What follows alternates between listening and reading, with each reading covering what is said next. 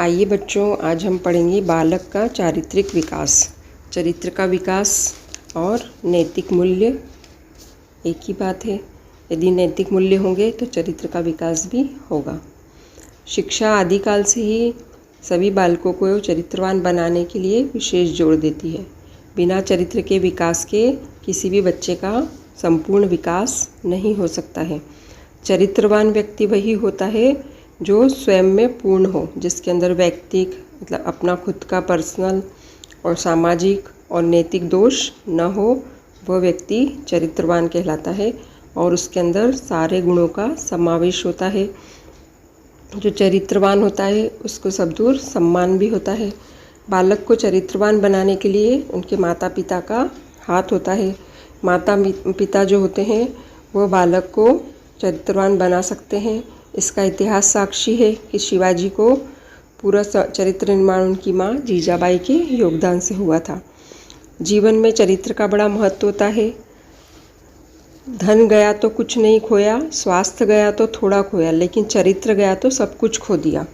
ये बिल्कुल सच्ची घटना है कि यदि हमने धन खो दिया तो कोई फ़र्क नहीं पड़ेगा, और यदि हमारा स्वास्थ्य खराब हुआ है तो थोड़ा सा नुकसान होगा, लेकिन यदि हमारा चरित्र खराब हो गया है तो हमें बहुत ज़्यादा नुकसान हो जाएगा और हमें न मान न सम्मान कुछ भी नहीं मिलेगा और हम बहुत ही बुरा जीवन व्यतीत करेंगे। समाज में उन्हीं लोगों को सम्मान प्राप्त होता है जो चरित्रवान होते हैं, और वही लोग सफल भी होते हैं और ईमानदार और लालची भी नहीं होते हैं। नैतिक मूल्य होना ज़रूरी है, तो नैतिक मूल्य में या ईमानदारी ये सब आ जाता है। चरित्रवान व्यक्ति समाज के हृदय पर साम्राज्य करता है, किंतु जो चरित्रहीन होता है वह अपराध वृत्ति में संलग्न रहता है और समाज से उपेक्षित होता है। उसको समाज में कोई भी पूछता नहीं है, और न ही जैसे किसी को अपने घर बुलाना है तो उसको कभी भी अपने घर बुलाने के लिए कोई भी तैयार नहीं होता है। चरित्र के सुदृढ़ भवन की नींव बाल्यकाल से ही डाली जा सकती है, और इसका गठन घर से ही शुरू करना होता है, और इसके लिए सबसे ज़्यादा माता और पिता ही जिम्मेदार होते हैं। और जो चरित्र के निर्माण है उसके प्रमुख आधार है जन्मजात मूल प्रवृत्तियाँ। जो जन्मजात प्रवृत्तियाँ होती है वो दूसरा है वंशानुक्रम एवं वातावरण। घर का वातावरण कैसा है, और फिर आपके वंश के पूर्वज लोग कैसे हैं। तीसरा है पुरस्कार एवं दंड। चौथा है बालक की इच्छाओं की तृप्ति या अतृप्ति। यदि इसकी जो इच्छाएं हैं वो पूर्ण हो रही है या नहीं, वो उससे तृप्त हो रहा है या नहीं, इस पे भी चरित्र का निर्माण आधारित होता है। स्वास्थ्य का महत्व और आदर्श।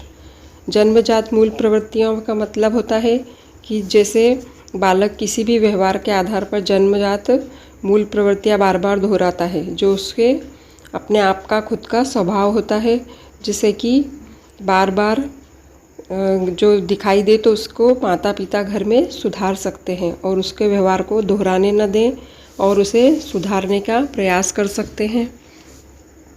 और अच्छी अच्छी कहानियाँ सुनाकर, नानी दादी की कहानियाँ सुनने से बच्चों को ये सब जन्मजात मूल प्रवृत्तियाँ जो होती है ये भी ठीक हो सकती है। और इसकी जो प्रवृत्ति होती है लालच की, काम प्रवृत्ति, आत्महीनता की, इस तरह की चरित्रहीन जो आदतें होती है उसे सुधारने के लिए प्रयास करना घर के लोगों का जवाबदारी होती है।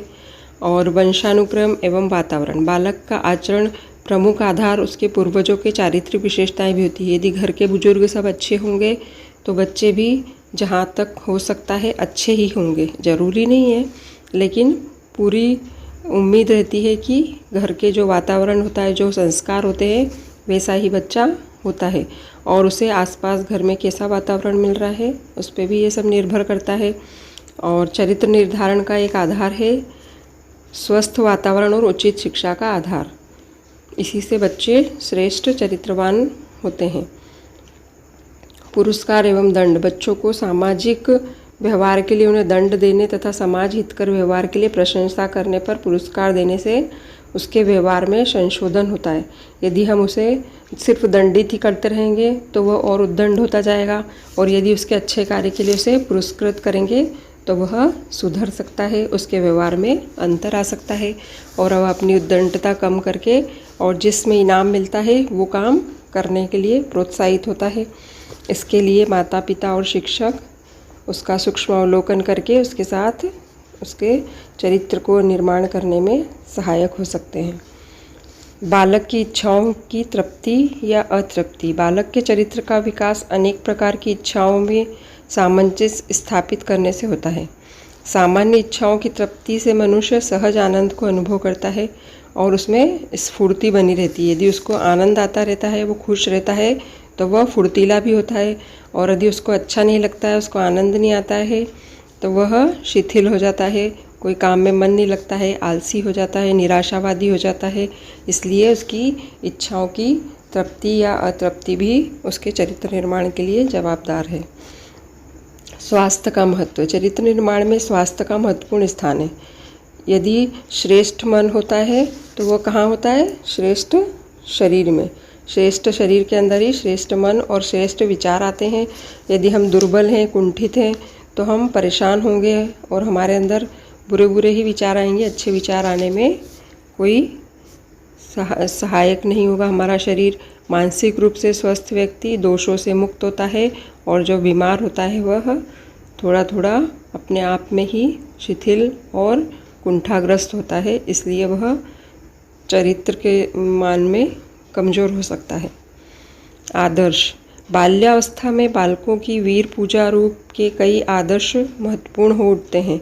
बालक उन्हीं के इस आदर्श को अपने आप में ढालना चाहता है और बालक की कोमल कल्पनाओं के अनुसार ही उसको आदर्श मिलता है और वह अपना आदर्श जिसे बनाता है, यदि वो हमेशा वैसा ही रहे तो बच्चों में भी वह चरित्र निर्माण कर सकता है। लेकिन कभी बच्चों को उनके बारे में यदि कोई बुरी बातें पता चल जाती है तो वह हतोत्साहित हो जाते हैं और उन्हें बहुत बुरा लगता है।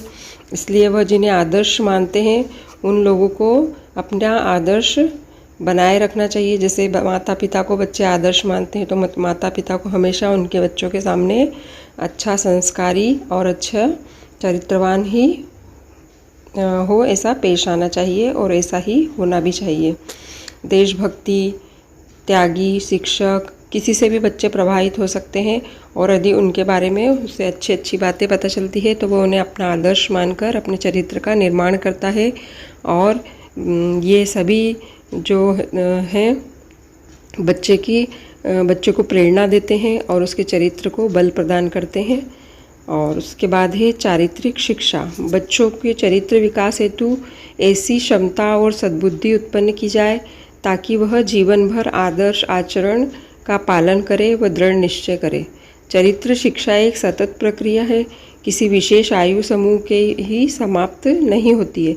यह आजीवन चलती रहती है। चरित्र का निर्माण आजीवन होता है। कभी भी बच्चा यदि बचपन में बुरी आदतों का शिकार है, बिगड़ा हुआ है, तो वो बाद में बहुत अच्छा हो सकता है। और इसके लिए है स्थायी भाव या संवेगों का विकास, अच्छी आदतों का विकास, आदर्श प्रस्तुतिकरण, प्रशंसा और पुरस्कार, वातावरण का निर्माण, अभिवृत्ति का विकास, अनुशासन का विकास, अहम का निर्माण और धार्मिक और नैतिक शिक्षा।